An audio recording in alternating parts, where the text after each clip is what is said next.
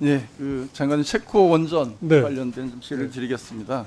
여러 차례 지적이 돼서 좀 종합적으로 말씀을 드리면 프랑스 전력공사가 EU 역외 보조금 규제 위반 혐의로 유럽연합 집행위원회에 제소를 했죠. 네. 예, 그 역외 보조금 위반 핵심 내용이 어떤 거라고 제소를 한 건가요? 지금 작년 7월 12일자로 시행이 된 그 역외 보조금 조항이 예, 아니, 그 핵심 내용이 뭐냐? 그 부당한 정부의 그 보조금을 받아서 예. 그 EU에서 조달이나 이런 것들을 네. 받게 되는 경우에 이걸 제한하는 그런 내용이 네. 들어 있습니다. 그래서 이게 최장 160일이 걸리더라고요. 네. 그 예비 검토와 심층 조사까지 하면 네.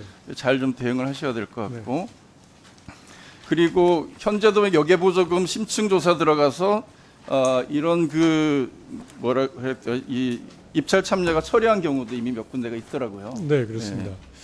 그리고 웨스팅하우스와의 지적재산권 분쟁 문제도 여전히 해결 안 되고 있죠.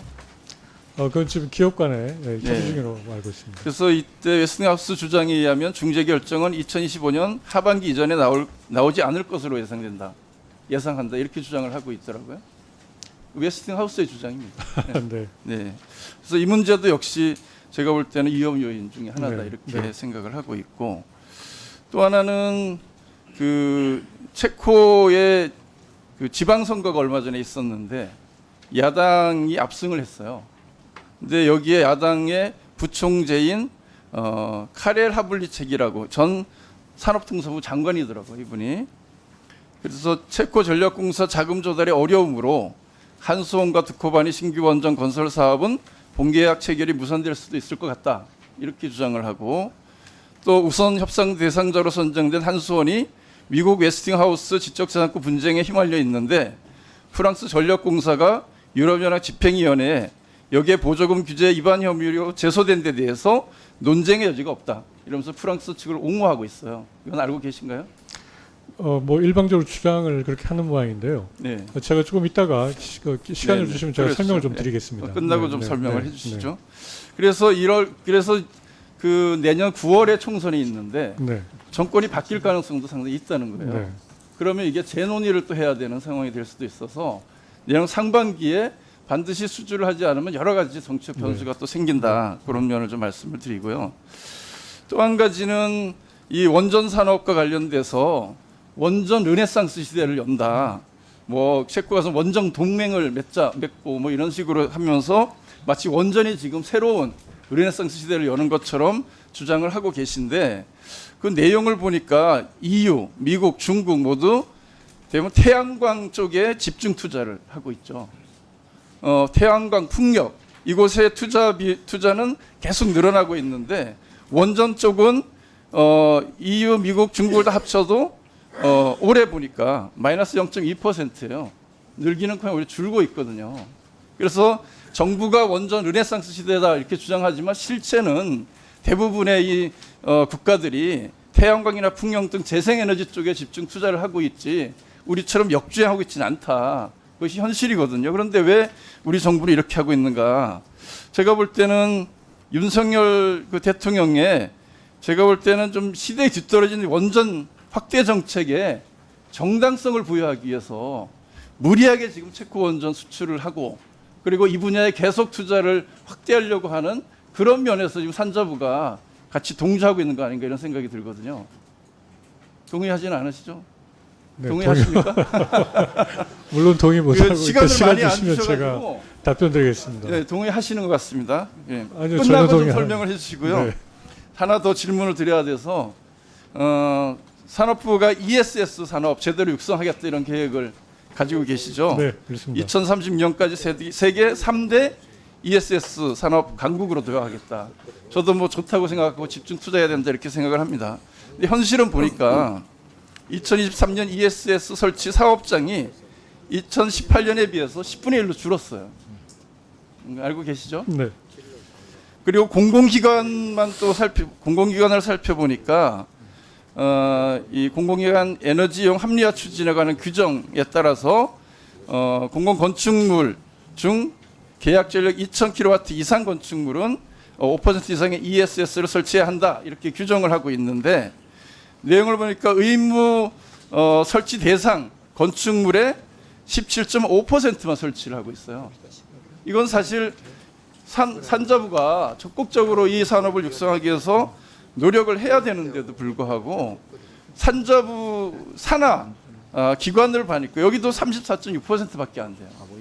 이것은 그동안 여러 가지 이 화재 문제나 이런 것 때문에 꺼리는 면도 있지만 이 분야의 산업 육성에 산자부가 너무 그동안 소홀히 하거나 방치한 것 아니냐 이런 생각이 들거든요.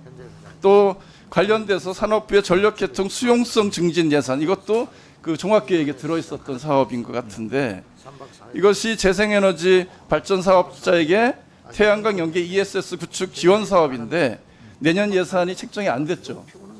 네, 지금 예산이 좀 부족한 상황입니다. 그런데 이 이유가 신규 보조 사업 적정성 평가를 받지 않아서 심의조차 받지 못했다. 이건 좀 적극적으로 이 문제를 대응했어야 되는데 그런 분야에서는 이 계획은 있는데 계획을 실행하기 위한 그런 의지가 좀 부족한 거 아닌가 이런 생각이 들거든요. 네, 의원님 제가 답변 드리겠습니다. 그 끝나고 다 질의하고 몰아서 답변을 해주시죠. 시간이 얼마 안 남았네요. 그래서 이런 분야의 사업은 제가 볼 때는 공공기관의 적정 확산 정책 최대한 좀 의무를 부과해서 진행을 해야 된다 이렇게 생각을 하고 있고요. 그 이유가 대부분의 건축물이 노후화되거나 화재 발생 등을 이유로 회피하고 있는데 그래서 이와 관련돼서는 또 한 가지가 이 배터리 안전성 검증 문제가 중요하지 않습니까? 네. 그래서 2차 전지 화재 안전성 검증 센터를 몇 군데 지금 3천억이라든가 완주에 추진하고 있는데 이것은 좀 소규모만 지금 진행이 되고 있더라고요.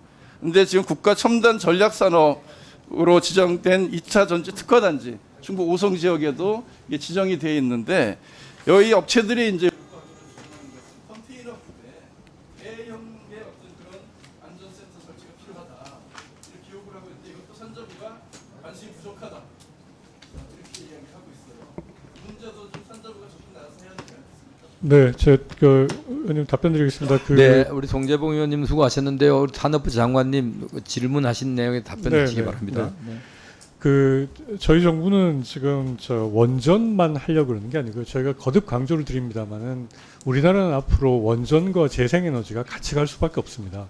화석연료 부분이 다 빠지고 나면 거기를 원전과 재생이 같이 가야 되는데 재생으로만 100% 갈 수 없는 것도 잘 알고 계시지 않겠습니까? 그래서 저희는 원전과 이 재생을 균형 있게 가려고 하고 있고요. 그 와중에 ESS 부분은 굉장히 중요하게 생각을 하고 있고 잘 아시겠지만 좀 11차 전기본에 보면 저 ESS하고 양수가 묶여서 지금 21.5기가와트로 제가 반영을 해놨습니다. 그래서 이제는 의원님 말씀하시는 것처럼 정부가 좀 더 책임감을 가지고 저희가 주도해서 갈 예정이고 컨테이너급 ESS 안전평가시설 부분은 저희가 좀 더 챙겨보도록 하겠습니다.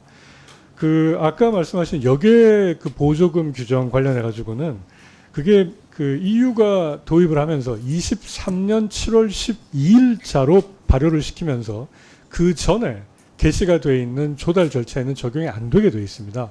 그래서 우리가 지금 하고 있는 체코 원전 절차는 훨씬 전에 게시가 됐기 때문에 그 법이 적용 안 된다는 말씀을 드리고요.